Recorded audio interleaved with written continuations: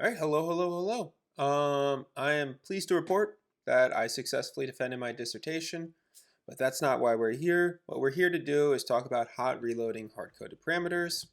It's not my idea, and I don't think it's this person's idea either, Dennis Gustafsson, and for the Voxagon blog. But I came across this like a week ago, or maybe even 2 weeks ago, and I wanted to make a video on how I would approach it for a little bit. But before we actually go into that, we're not going to do like a whole reading like the Primogen would do. Shout out the Primogen, the king.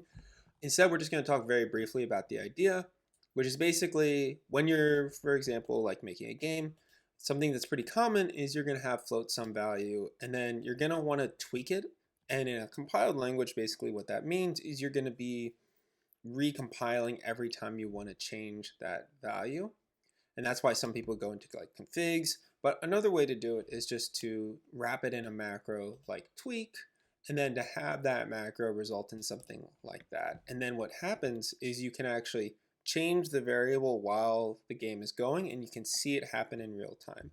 Now, before I actually go and implement it for you, I went ahead and made sure I could figure it out by myself.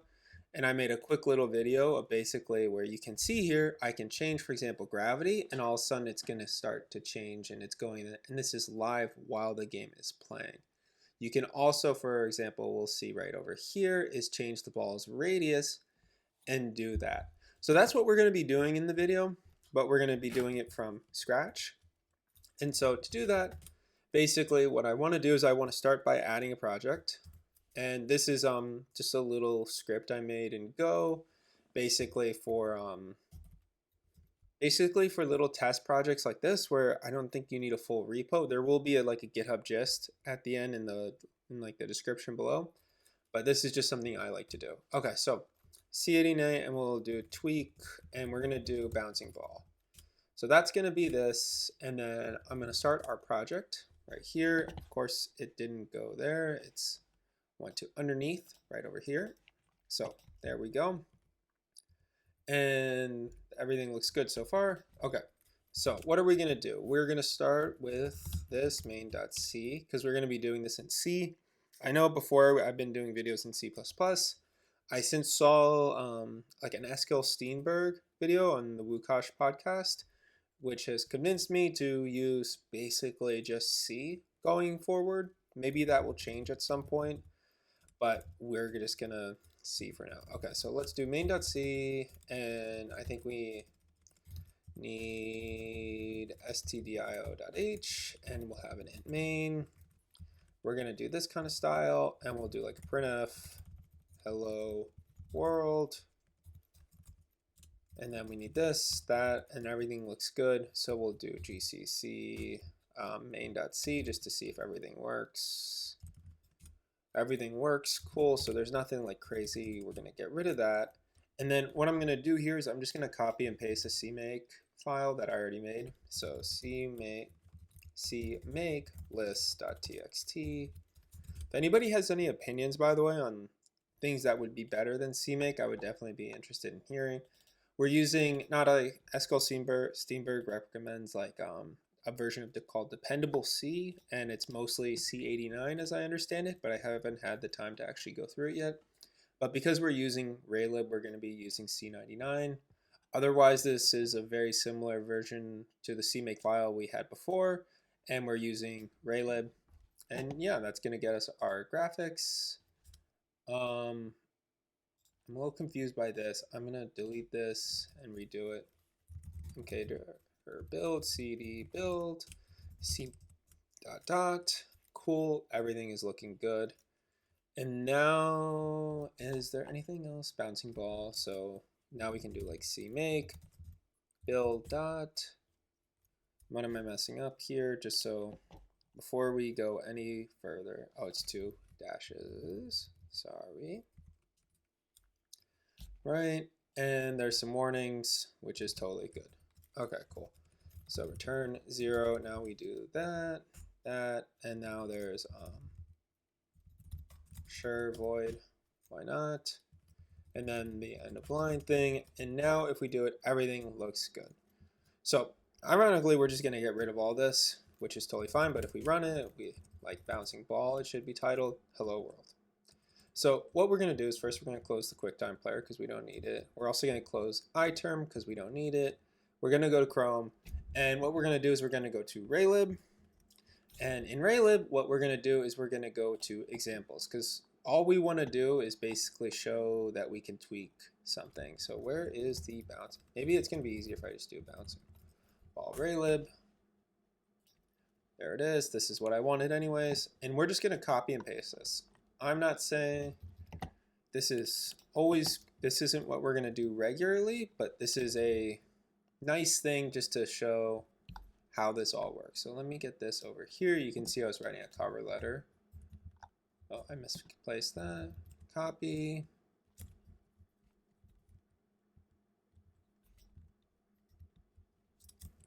And then let me actually just close this so it doesn't get in the way anymore. Okay.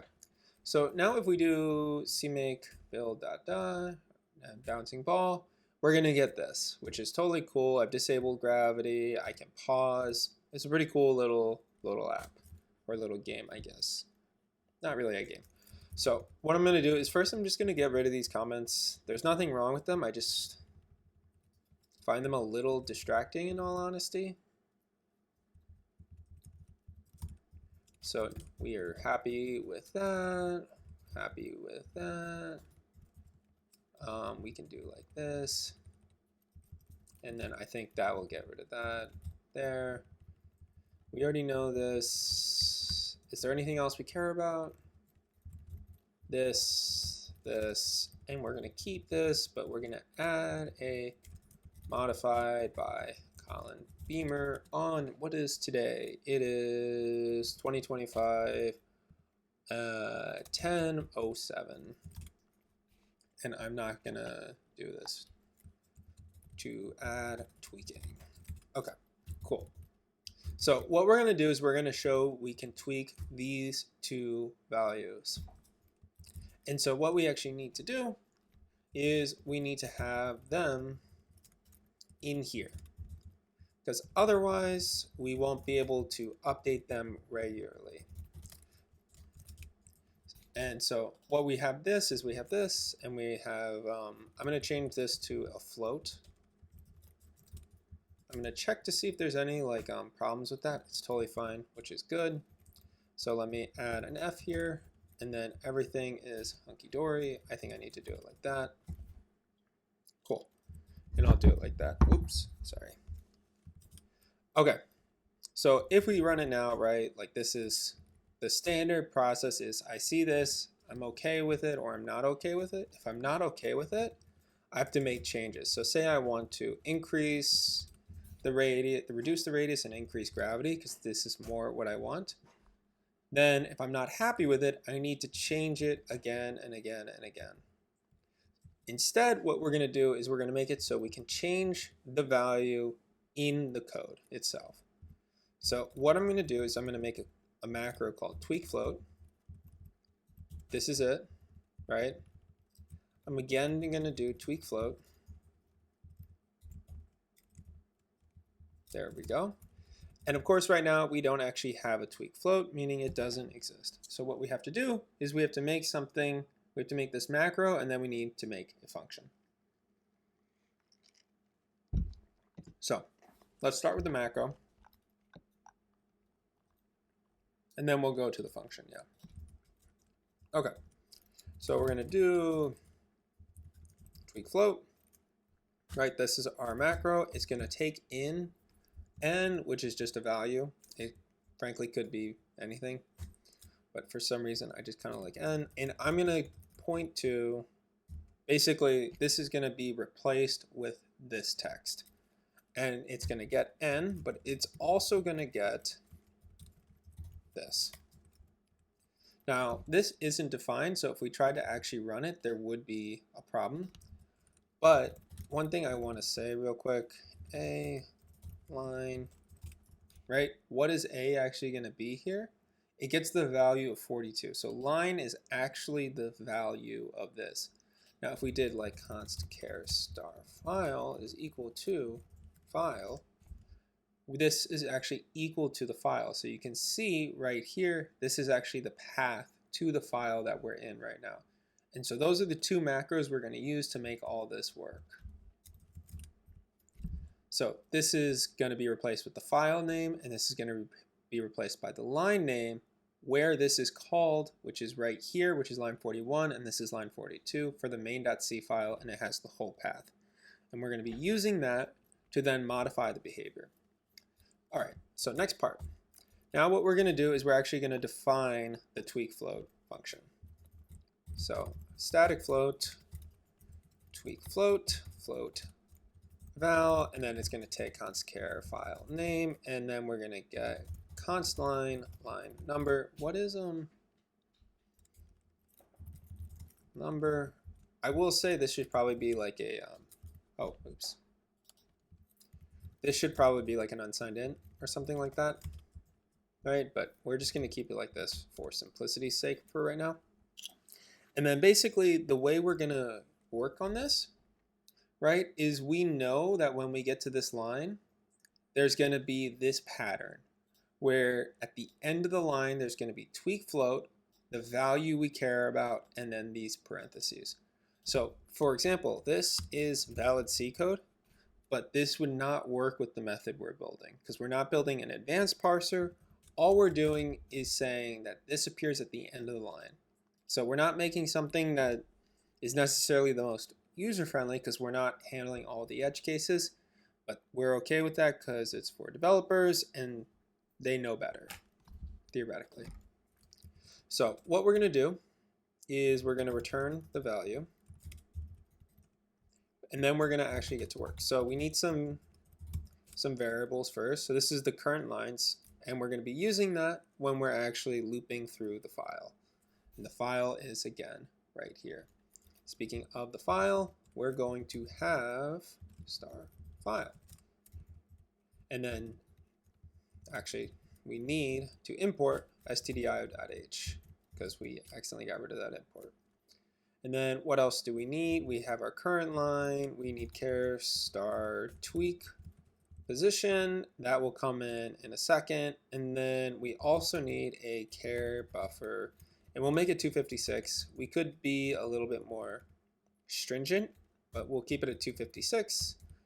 And or we'll like 128. 256 is fine. But we could come back to that to come up with a better number. Anyways, the first thing to do is we need to open the file. So we're going to do file name, and then we're going to be in read mode. So super easy. If file is equal to null, so there was some change that happened, we just want to exit the application. Error, unable to open file. And then we'll do %s, this, file name, and then we're done. Then we're going to exit 1 because there was an error. We'll include stdlib because we need that. And then we're good to go. Next up, we're going to get to the line in the file. Right, pretty easy for this. What we have is current line equals 1, and then we'll do while current line is less than line number. So basically, again, we're trying to get to line 65 right now. It'll get more in a second, and line 66 in this case. And what you're probably noticing here is that for each one, we're opening this file and then reading to a certain point. So you're probably in your head thinking, could we make some optimizations where we basically define these tweak values and then we can say this file is associated with these line numbers, go get them one at a time and then update like a hash map. That is a more efficient implementation, and if people are interested, we can totally come back to it. I've also just been thinking about like making a little C library for this, so maybe that's something I'll do in a future video in the future. Well said. But for now, we're just going to be looking at the simplest possible version. And then we'll come back to, you guessed it, making a more complex version. I also am realizing that I'm making the same mistake I always make when I make these videos, which is I'm not making the text very big. Let me check to make sure it looks a little better now.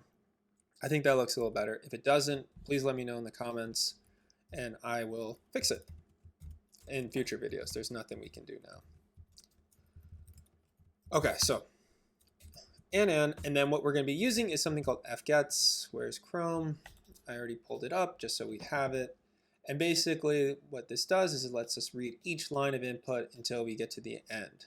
So each line basically means as we call fgets, we know when we get to right here, fgets buffer, size of buffer, file, right? We know we got to the end of the line. And that's why this like 256 is important. If there were lines in the input text file, which went over 256, I think this would actually mess up. But for now, in like our kind of like initial version, I think this is totally fine. There's also the reality of if you have a line of code that's over 256 lines, you've kind of messed up in the first place. I understand if we're talking like generated code, it's a whole different kind of thing. But for me, I feel pretty confident in this 256. I'd even feel confident in 128, but I figure let's keep it simple. So basically, at the end of this, we're going to have current line is equal to the line number we're interested in. So what that means now is we have to get the tweak value. So what we do is we do some error checking first, because you got to do some error checking. And size of buffer, file. Else, I guess we'll have like something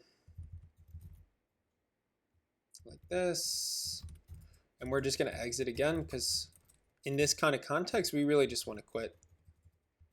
And error getting tweak value this, and then we'll do %d, and then we'll do line number. I think I just named it. Yeah. All right, cool. But otherwise, everything went well. So what we can do is we can get the tweak position, and we're going to use something called stir buffer, and then if you recall, it is tweaks float. And to use stir, we do this. And can I get documentation real quick? Not really. But basically, it says this is the big string, this is the little string. Does the little string exist in the big string? And if so, it's returning the position and as a character. So tweak pos, as you recall, is char star. So basically, this is the pointer in the string to the character. So now what we want to do is we want to check if there was an error. And if there was an error, then we basically want to have another place where we exit.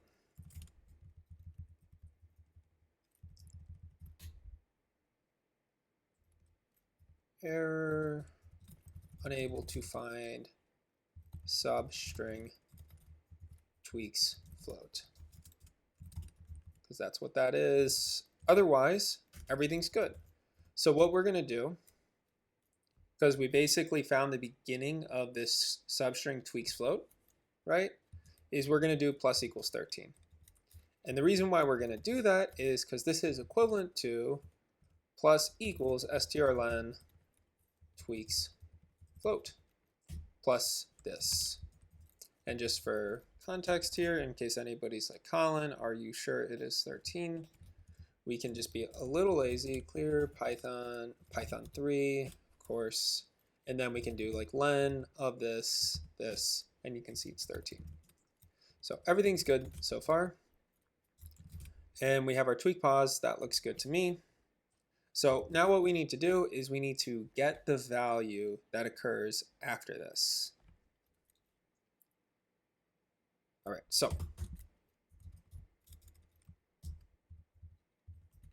scan f, tweak pos, and then we want a %f, and then we want a, there it is, our val. So we're passing in by reference this value. So basically it will, well, we're passing the pointer of it, a pointer to it, really. This is in C++. And this is basically going to change this value if we can. And if we can't, we're going to get an error. So we'll do something, again, very similar to this. And ironically, this is way too long, frankly, but so let me do this, go back there, del to parse float, and there that is. And then the last thing we have to do is we have to close the file. And I think we actually have to close the file in each of these cases just for safety. Is there any other ones where this never opens, so we don't have to worry about that? Fclose, Fclose. So we have a bunch of error checking code in here. But theoretically, this is all we actually need to do. So cmake build dot. I don't know if it's gonna work. Fingers crossed it does. But let's go to this line of code right here, and we're just gonna run it. It didn't work. Unable to find substring. All right, let me make this full string again. 95. So unable to find substring. So let's look at where I messed up. If tweak pos is equal to null, tweaks float, because we're reading. I guess one thing I was thinking of for a second is this what we're looking for over here? And the answer is no, because we're reading the actual text of the code, so we're looking for tweak float. File line, that looks fine. All right, so I'll be back in 1 second when I figure out where this little bug is. All right, I'm back. Sorry about that. It is not tweaks float, it is tweak float. Okay, so it's right there, right there. Do I have tweaks anywhere else? It's this.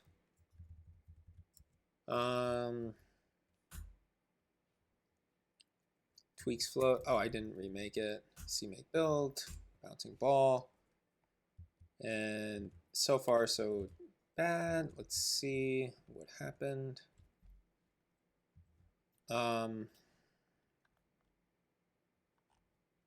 So this should be this, because it's tweak float, not tweaks. Okay. Now we go, and that works perfectly, which is cool. So let me now do this. I'm going to put this a little bit over to the side so we can actually see this working. If it doesn't work, that would suck, because I was pretty confident. So we're over here, and now let's go into here. Where is it? So I personally think the ball should be a little bigger. Let's save it, and now you can see it updates live, which is pretty cool. I want the gravity to be a little bit higher, so now it's going a little bit faster, and it's kind of like starting to get momentum. I can make it even crazier, where it's like 2. I can make it like 5, which is cool. And I can also just go back to like the Raylib default. We lost the ball, which is I haven't done before, which is kind of cool. Let me go back here and just rebuild it. But what's nice is we don't have to recompile from the start, even with this current setup, right? Because it's constantly just getting this value. Again, this isn't the best approach because every single frame, right, we are reading from this file twice. So it's inefficient, and it's not really ideal in like the long-term sense, in that what we really want is we want to start updating this value if and only if things are changed in the file, or maybe run it so it runs every second or something. But in a first like attempt where we can like change it to this, yeah, I just like changing the, yeah, super cool. But so we can just change everything and it just kind of works. There's still more work to do though, because if you're seeing this and you're thinking, Colin, there is 0% chance I'd put this in my game because this wouldn't work on someone else's computer, 1, and number 2, because basically you'd have to include all the source code in the build if we just kept it like this, and 2, it's super inefficient when it's running and we don't actually want to be tweaking the values. And you're totally right. So how do we actually fix that? And the answer is we can basically compile in different modes. So what I want to do is I want to make two different versions of this basically. So the first version is going to be if-def mode production. And then we'll have a /else. And then what we're going to do is instead of doing like this whole tweak float thing, right, we have our n, and we're just going to return an n, and that's it. Else, let me do this, and if. And that's literally it. So in mode production, right, we're going to just return n. So when this is actually running, this is going to compile down to, oops, we want the f, to this. This is what will happen when we compile in mode production, and this is what's going to, and then otherwise, if we're not in it, it's going to compile down to this, like this one. I think I can just do u like this, tweak float, and it's going to compile down to this.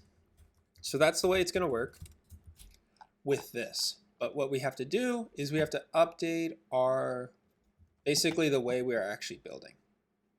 So to show you how this can be done, if we want to build in production, what we do is we do this, mode production, and mode build type, is it just release, cmake build dot. Now we do bouncing ball, and you can see everything looks fine.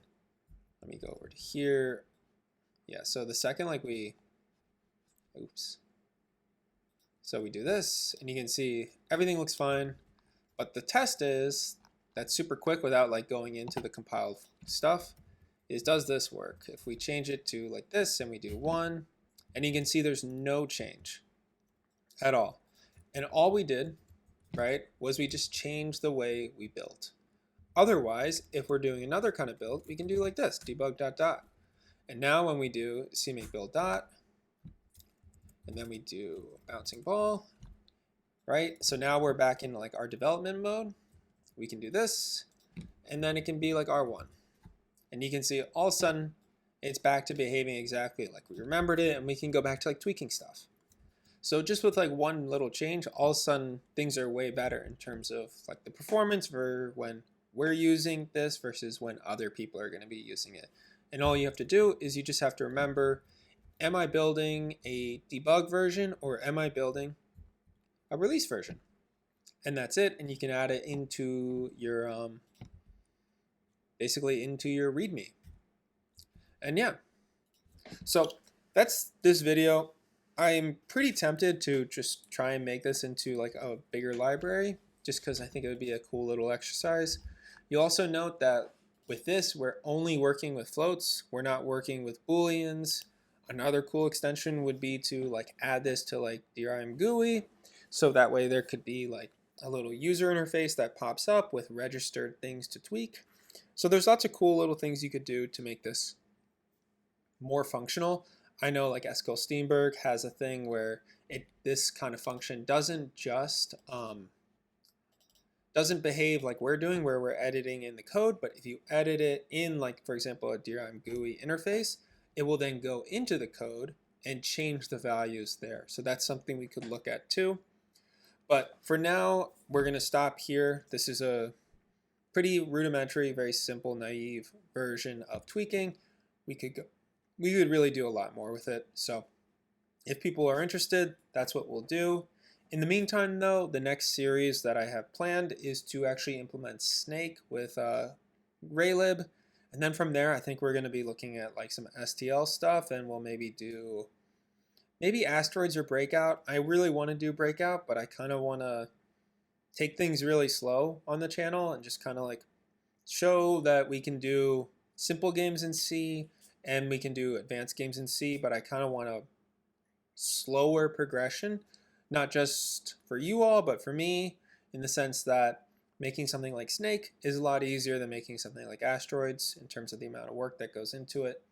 And I just want to try and find the right balance for everybody. But yeah, so this was hot reloading parameters with a little tweaking. And if people are interested, we can do a follow-up, or maybe we'll just do a follow-up regardless, on how we can make this work for different value types, and also how we can make it work for more like performant behavior for games that have a lot of things that are being tweaked, for games that already have problems with performance and they don't want to add this overhead for when they're debugging. So I hope you enjoyed this one, and I'll see you in the next one. Bye, guys.